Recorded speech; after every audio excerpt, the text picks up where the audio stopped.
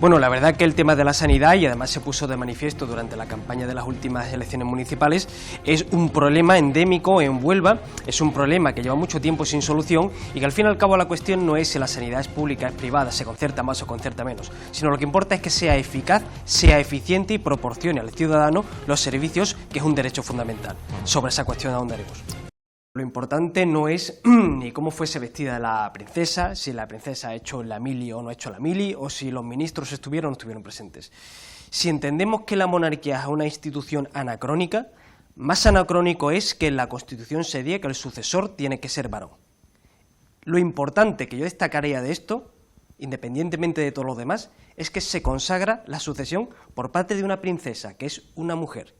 Y eso ya aboca necesariamente a la reforma de la Constitución en ese sentido.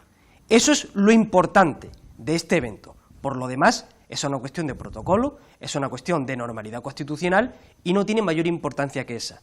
Con respecto al tema de los ministros, creo que tiene menos importancia todavía, porque si uno repara en de qué color político son esos ministros, me estoy refiriendo a cuáles son los partidos los cuales militan, son partidos políticos que lamentablemente para ellos van camino de una irrelevancia cada vez mayor. Entonces saben que necesitan buscar ese titular para estar dentro del ojo del huracán mediático. O sea, que no han estado para llamar la atención, Pablo. Sí, básicamente, porque en el fondo a la gente en la práctica, con toda la que está cayendo, ¿qué les importa si esta gente está o no está? No es eso lo importante, la importancia estaba en otra cosa. Han conseguido su parcela de los titulares, pero solamente esa parcela. Lo importante aquí, como digo, es la reforma que va a tener que haber en la Constitución, porque esta chica se ha consagrado como sucesora de su... Se ha tocado aquí el tema de la tecnificación del mundo del trabajo, que me parece el principal problema que va a tener que hacerse, va a tener que enfrentarse la sociedad. ¿En qué sentido? En que conforme más se tecnifica el mundo laboral, más empleo van a desaparecer. Es decir, va a haber trabajo de carácter manual que van a dejar de ofertarse por parte de las empresas. Entonces, lógicamente, la sociedad tendrá que buscar una forma de dar salida a esta gente que solamente está capacitada para hacer trabajos manuales. Si eso implica una subida o una bajada de la jornada laboral, creo que es una cuestión que tiene que estar supeditada a que ello no implique un coste para las empresas que después sea repercutido en el consumidor. ¿Por qué? Porque si hay una bajada de horas, a la cual en principio yo no me opondría, ni me parece una mala idea, precisamente en aras de dar una cabida mucho mayor a toda esta gente que se va a quedar parada, porque eso es lo que va a suceder, esta gente, estos trabajadores manuales se van a quedar parados. Si eso implica un coste para el consumidor tan sumamente alto que desincentive la inversión empresarial, en el fondo estamos en las mismas. Y ese tipo de gente va a ir a la calle en un número mucho mayor. Bueno, pues... Sí, yo solamente quería apuntar, igualmente con rapidez, que independientemente de cuál sea la solución, creo que sí que tiene que estar claro cuál es la solución. Y la que no es la solución precisamente es una subida de impuestos a mansalva, es decir, que se suban los impuestos en un momento determinado, en un contexto determinado, no tiene que ser necesariamente malo. Lo que sí que es malo es si esa subida es tan sumamente agresiva como para que el tejido productivo se diluya, esas empresas se vayan o se deslocalicen y luego esa carga tributaria sea soportada por la clase media trabajadora y por los autónomos. Porque cuando eso sucede, y suele suceder muchísimo, es cuando realmente hay un problema. Porque cuando esa carga tributaria afecta al hábito de consumo que tiene el propio ciudadano, entonces da igual las empresas que tú vayas a montar, porque automáticamente te encuentras en la tesitura de que tu público, tu target, no puede consumir ese producto. A ver, creo que esta es una cuestión que desde luego a nadie se le puede escapar, que no es altruismo de Estado. Esto es una cuestión política, y lo prueba el hecho de que se anunció en un acto político. Se anunció además intencionadamente en un acto político que se sabía, además, que iba a quedar desplazado por la jura de la Constitución de la princesa de Asturias, partiendo de esa base. Pero es que luego, además, estamos hablando de una ruptura completa y absoluta del marco constitucional. Hablando claro, la amnistía es indefendible, jurídica, moral y políticamente.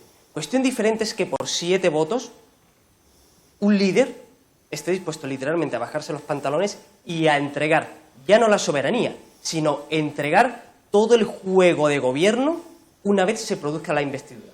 Porque a alguien se le escapa que esto no es más que el principio, a alguien se le escapa que los independentistas van a exigir más y más y más, y le van a exigir a Pedro Sánchez, llegado el momento, el referéndum, le van a exigir la consulta. Se dice que se va a aprobar ahora una ley de la amnistía. Bueno, habrá que ver el contenido, como bien ha dicho José Luis, de esa ley y la constitucionalidad de esa ley. Y digo otra cosa más. Si se va a aprobar una ley de la amnistía, a mí me gustaría también votar. Quería decir una cosita más, si te me permites. Sí. Rápidamente, Pablo, que se nos va el tiempo. Yo no estoy hablando de que esto lo vote la militancia del Partido Socialista. Sí, no, yo estoy hablando de que lo votemos, de que lo votemos todos nosotros. Sí. Y luego, para quienes ponen en duda la constitucionalidad o no de la amnistía, El País publicó hace poco un editorial diciendo que hay 22 sentencias que avalan la amnistía. Eso es mentira. Que la avalan. Que la avalan. Eso es mentira, eso es falso. Eso es falso totalmente. ¿Qué sentencias son? ¿Cuáles? ¿Quién las dicta? Ninguna. Es totalmente falso. No hay sentencias sobre amnistía. No hay sentencias sobre amnistía, con lo cual me parece enormemente sorprendente que El País, para justificar esto, diga que hay 22 sentencias. Es que la amnistía es inconstitucional en base al artículo 62 de la misma, que prohíbe los indultos y figuras jurídicamente homologables. Ahora, ¿qué es lo que pasa? Un partido que ha estado diciendo durante la campaña que la amnistía no se iba a entregar, que no se iba a hacer, que era inconstitucionalidad, ahora resulta que sí lo es. Ahora resulta que es un gesto de Estado. No, es un gesto político y por interés político. Sí. Que el partido que ahora apoya esto y que antes no lo apoyaba, tenga el valor y que lo diga. Vamos a ver qué opina. Vamos a ver. Nadie que objetar en cuanto a la argumentación que tú has dado respecto a todo el trámite jurídico. Es cierto que habrá que ver lo que es la ley. Pero ¿qué es lo que pasa? Aquí el problema reside en que es una materia en la que yo creo que es difícil que el Parlamento o incluso el propio Ejecutivo que lo manda al Parlamento tenga capacidad para legislar. Luego, no se nos olvide que la amnistía, a diferencia del indulto, el efecto jurídico y político que tiene es que el delito ni existe ni ha existido.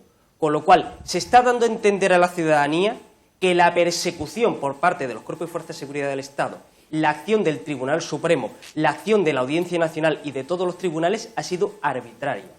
Si se da a entender que no ha habido un delito, no que lo haya habido y se haya perdonado, que es el indulto, sino que no ha habido un delito, esa persecución ha sido arbitraria.